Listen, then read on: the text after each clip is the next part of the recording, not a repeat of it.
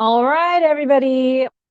I have my report back on my mitochondria using the mescreen mitochondria function. And here is my report we are going to go over today with Dr. Patel. So I am being vulnerable, just showing you it's been a struggle the last 10 years to get my health back. And this, I think, is a fascinating test to do to figure out what's going on, as we'll talk today about my results and what they mean, but just to go over some of the information on this report, and I'll do a deeper dive in another video on the YouTube channel on the definitions. If you're curious as me, always understanding in your brain how amazing the mitochondria are and how they work as we age and what we need to do differently. But what this says is the mescreen test, which you can get a big, huge discount. So I strongly encourage you to do this test, but it is one of the most advanced mitochondria function tests available today.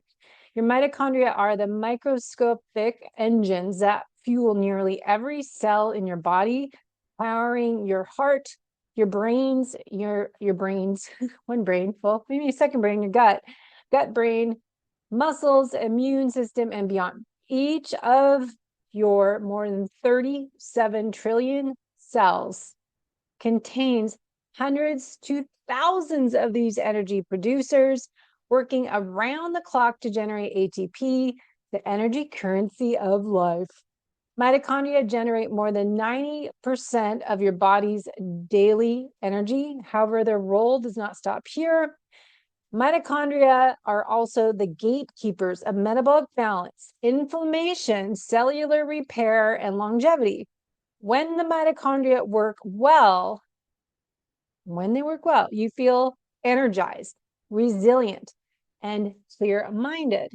When your mitochondria falter, fatigue, brain fog, hormonal imbalances, and chronic disease often follow.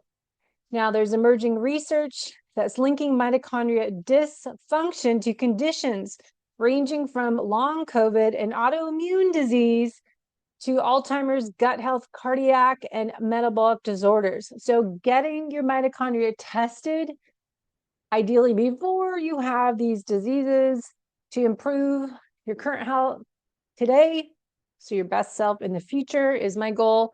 So understanding why your mitochondrial health is so important and no longer optional, it's foundational. So getting your own test, it's a great investment in your health. It's only a few $100s. I did the test at home, finger prick test, and we'll go over it. And it is really fascinating. So we're going to go over this comprehensive analysis, explores 4 dimensions of mitochondria function. First one, energy output and efficiency. How much energy your mitochondria produce and whether my cells perform under or at full capacity or under strain. Then we'll talk about metabolic balance, whether your body is efficiently using mitochondria for energy or are they over relying on glycolysis.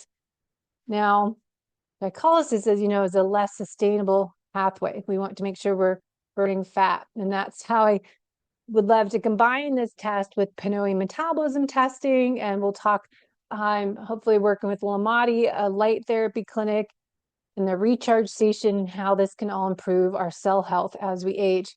We're also looking, the third marker here is oxidative stress. So whether your mitochondria are generating reactive oxygen species at optimal levels, enough for healthy signaling, but not so much that they cause cellular damage. So that Goldilocks effect for everything.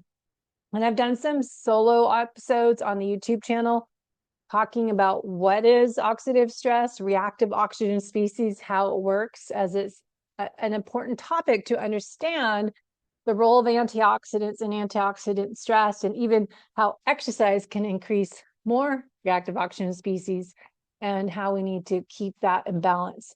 So this is a great test to do. Now, mitochondria network integrity is the 4th component, and that's looking at how well my mitochondria communicate, adapt, and maintain resilience under stress, key indicators of cellular longevity.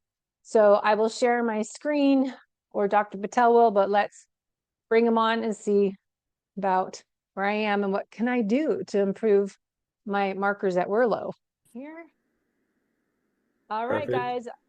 I've got Dr. Patel on the line to share my report, get insight on my mitochondria. So thanks for making time today to share this information to help people who are maybe similar to me, as I just said, that are struggling with getting results, and they've tried to do all the right things and the lifestyle, the nutrition, the functional lab test, but something just feels missing and off, and we just don't know why. So I'm excited to share my information based on your research and your test. Yeah, and sometimes that whole missing and off is usually your mitochondria, and there really hasn't been a way to measure them at the scale that we're measuring them. And so I think this test really does give people unique insights into a new vital sign that hasn't existed, right? Now you can actually measure this vital of what your mitochondria are actually doing from not only an energetic perspective, but everything else that they do as well. So we'll jump into the test. The first part of the test looks at some unique parameters. So just a little bit of background. So if you remember, you got the kit. You basically poked your finger with a lancet. You bled onto this bilayer card that we have, and the card separates your red blood from serum. So essentially, we're looking at the serum component. The cool thing about this test is it solves a lot of issues that have existed in this process. One of the biggest is the gold standard in this has always been a muscle biopsy, which you get your cells, your genetics, but you have to have a fresh sample to really get an accurate recording. Hard to do unless you're working right next to a research level university where you can come in and get your tissue taken and do assays. The next layer of this is you could potentially do some element of this with Quest LabCorp and do a blood draw. Problem with that is cold storage, right? You'd have to process that blood in a unique kind of way, ship it to us to do the assays. The blood card gets rid of a lot of these barriers. You basically, once you bleed onto that card and that system dries, we've shown stability out to 2 months at room temperature. So we literally capture a sample from anywhere in the world and test individuals' mitochondria in a unique way. So the way the test actually works, and so you can actually, if once you get the results, you can work through all of these videos and it'll guide you through the nuts and bolts of the test, and then each of the parameters you can go through as well, where I talk about them in generalities, and so you get a sense of what you're doing. The other cool feature in this is you can push a button on the main screen that downloads a PDF, and you get a huge description of different elements of the test. So what we're really trying to get people is lots of ideas, lots of information about what their mitochondria are, and then multiple ways to digest them. Some people like to watch videos, others like to read and pour through documentation and stuff like that. So however you want to do it, I think we're trying to be amenable to a lot of those approaches. So what we do then is we're not measuring your cells or your mitochondria, because that serum doesn't have cells, doesn't have mitochondria, but it has your entire biochemical environment that you're creating. One of the big questions we get over and over, and I think this is a leap that people have to make, is when we tell them that, they're like, okay, so what are the analytes you're measuring? We're not measuring any lactate or citric acid cycle metabolites or anything like that directly, right? We're not measuring individual levels of those, but we're taking the personalized component of what you're creating from your biochemistry. We take that entire biochemistry, irrespective of all of those individual things. So thousands of metabolites, thousands of proteins, your exosomes that you're creating, and we take that entire biochemistry and we transfer it to a living cell that is living and breathing, right? It's breathing oxygen as a way to measure this mitochondrial respiration. And we transfer that biochemistry onto this muscle cell, and we see how that muscle cell responds with your biochemistry on board. And this gives us a sense of what your biochemistry is doing to your cells and your mitochondria in your body, right? So that's the inference we're making in the readout that we have. So the first thing we do is we add that to these cells. The cells are cooking away. We see how that biochemistry changes the baseline respiration. In a lot of our tests, you can't take any one of these values as an individual value. You have to think about it from a global perspective, and that's what the PDF report helps you do, is to think about it from a global perspective. So baseline respiration is basically that cells cooking away. We add that biochemistry onto there, and we're looking to see if it changes the mitochondrial functionality in a positive or negative way in unique aspect, right? a lot of these things you want to be completely average in, and this is one of them. You don't want your respiration to go up, so you don't want your biochemistry to turn mitochondria on when they're resting, and you don't want that biochemistry to shut mitochondria down when they're resting as well. Certain scenarios, up and down may be good, and it really depends on the rest of the numbers. But being average is great. So in this particular number, 56 is, you're right in that optimal range. So there's nothing really in that biochemistry that's tweaking mitochondria up, and nothing that's really suppressing their functionality in any kind of dramatic way. So good. Then we start messing with different components of the mitochondria. And so one of the first elements we can perturb in the system is the ATPase. And so this is the thing, that an enzyme that's making ATP. When you block this enzyme, you basically stop the movement of oxygen through the system. And our system is constantly measuring oxygen flux and extracellular acidification. These are ways we measure what the mitochondria are doing, and a way in which we measure what glycolysis is doing, the other sort of more ancient way of making energy in our cells, right? Less efficient, more efficient. We look at those two processes together.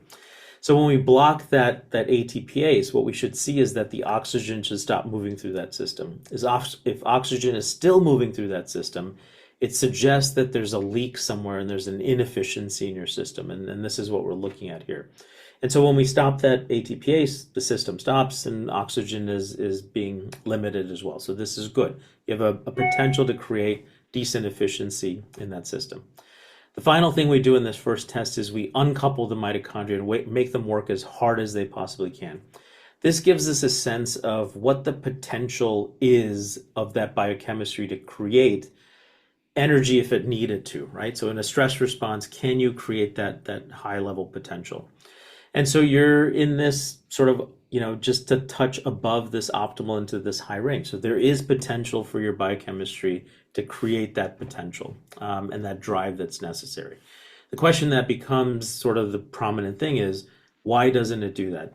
Just having that brief intro into your background and things, this would suggest you're actually optimally responding, but some of the latter parts of the test would suggest that there may be some dysfunction happening in your mitochondria that reveal some elements of this.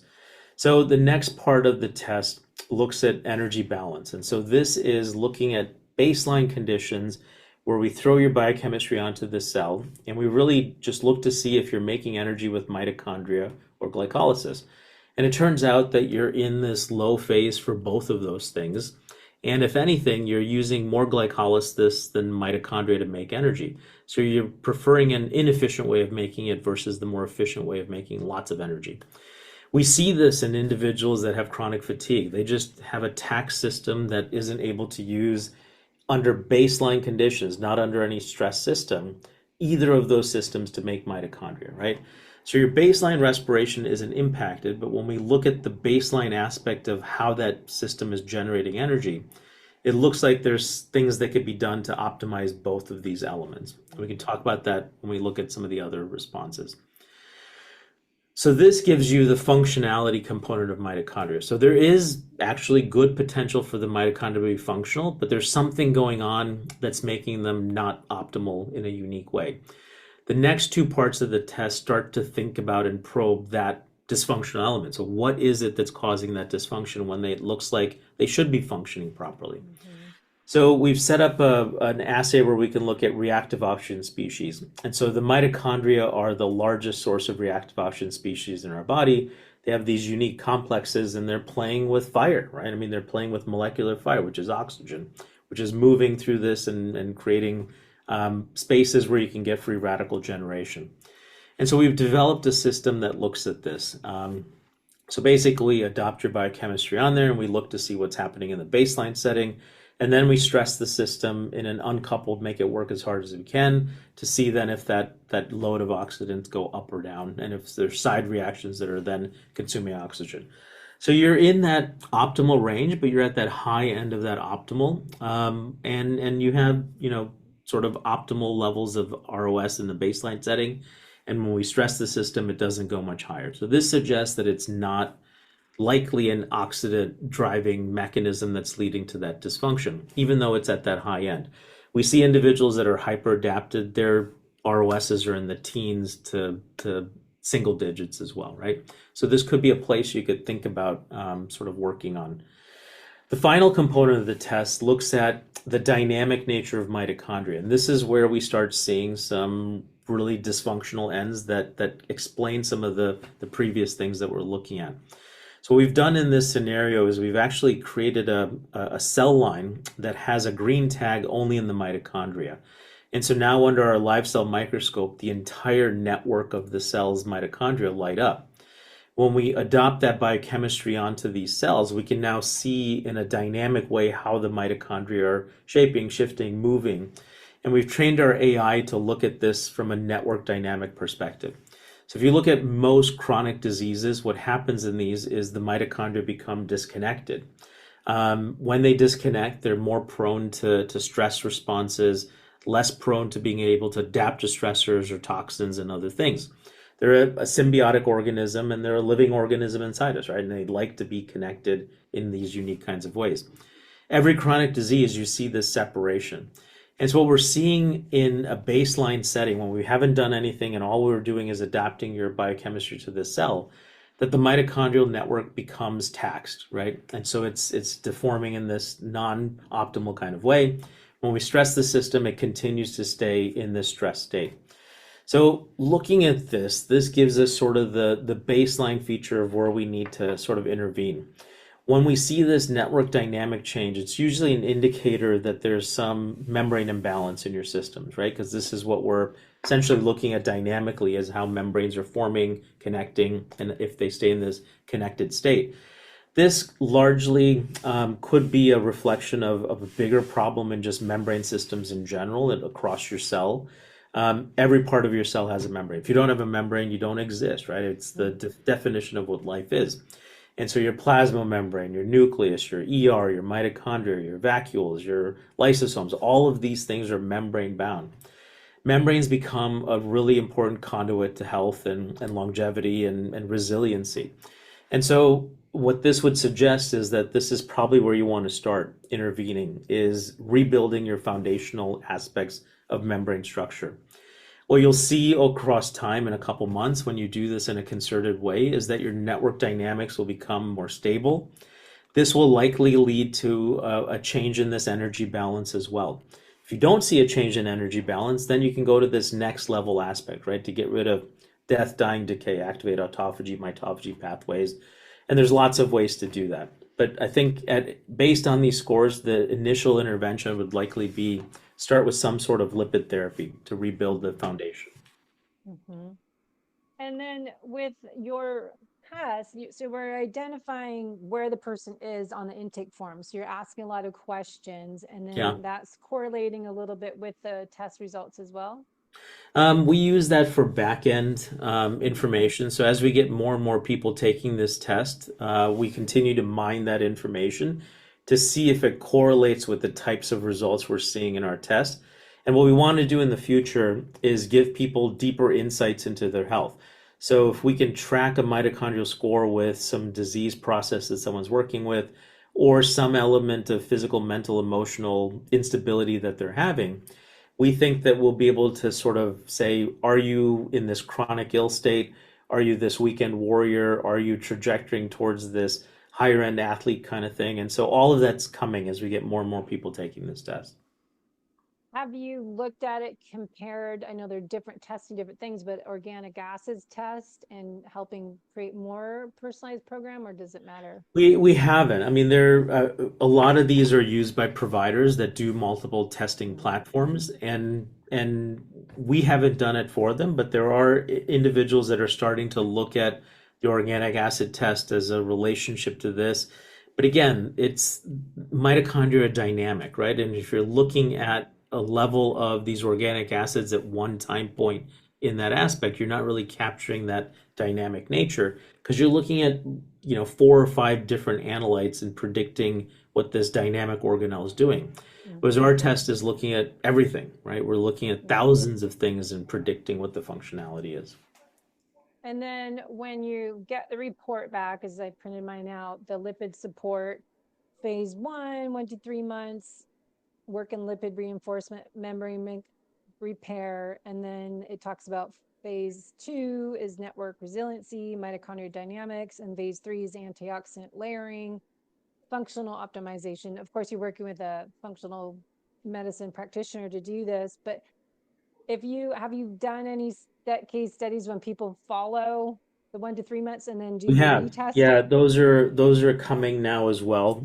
We have a couple individuals that have taken this test, and are they follow the suggestions and they see dramatic improvements in their mitochondrial functionality. And if you don't, I mean, that's the other thing that's out there. There's so many things that you can buy that say this will make your mitochondria better, right? And this gives you a way to detect that from a unique perspective that hasn't existed before. The other thing is our bodies are very different, right? You're creating a very personalized biochemistry when you look at everything that's in someone's blood. Um, and there's never been sort of a way to track this in a unique kind of way. But our bodies respond differently to different things that we put into them as well. And so this will allow you to see if a certain lipid will work for your system or not, or whether you need to optimize and change it to something else, right? It gives you a way of finally realizing that in a unique way. Well, that's what we say as FDN practitioners in nutritional therapy is looking at what's really going on, root cause approach, and Yeah. testing and collecting clues to figure out what do you need, because everyone asks every day. I get questions, should I be taking your lithin A and all the mitochondria support? And you mentioned before in our first podcast that it doesn't always work, and it might not be perhaps what I need at this Yeah. time to improve my mitochondria function, is what you're saying. Yeah. Yeah. And I think what one of the things that when someone sees this type of report, they sort of have this knee-jerk reaction, I should just do everything, right? And that's not what you want to do, because if you layer in the third level first and you don't do the first thing, you may actually create more damage to your mitochondria, right? That you really need a foundational support. You need to move that second layer and then that third layer. And this test guides you into how to do that ultimately. So that's a good example to share. If you're, say, for my situation, I need to improve my cell membrane. And for 3 months, I need to rebuild my mitochondrial membrane, protect the network from oxidative disruption. But if I skip to phase 3, I mean, there's order of operations for a reason, but antioxidants and functional optimization with glutathione, polyphenols, mitohormesis, and lifestyle stability, would that backfire if I didn't build a foundation first? I don't know if it would necessarily backfire, but it would be something that you're basically trying to plug a hole in a dam with your fingers, right? Mm-hmm. And you'd be able to do it for a certain amount of time, but then ultimately you're never going to get rid of that water coming through because you're always going to have another leak that you have to plug. So why not patch all the leaks first and then see if you need that antioxidant support? And it Mm-hmm. may be that once you fix that foundation, you may have natural processes that uncover and that already take that task on, right? Mm-hmm. One of the things that lots of people just consume lots of things, and in terms of health, they consume lots of supplements. I've talked to people, and I'm shocked sometimes. I'm like, what's the list? I was talking to a guy who's interested in longevity, and I think he's got a list of 25 supplements that he takes. I'm like, how do you keep track of that, right? Mm-hmm. I don't know if the body needs that many things. So, I'm coming to that conclusion too. I feel that it's, you only can absorb so much, and then figure out what is priority, and phase things in and out, or alternate, or have yeah, type of phase 1, phase 2, phase 3, and go back to phase 1.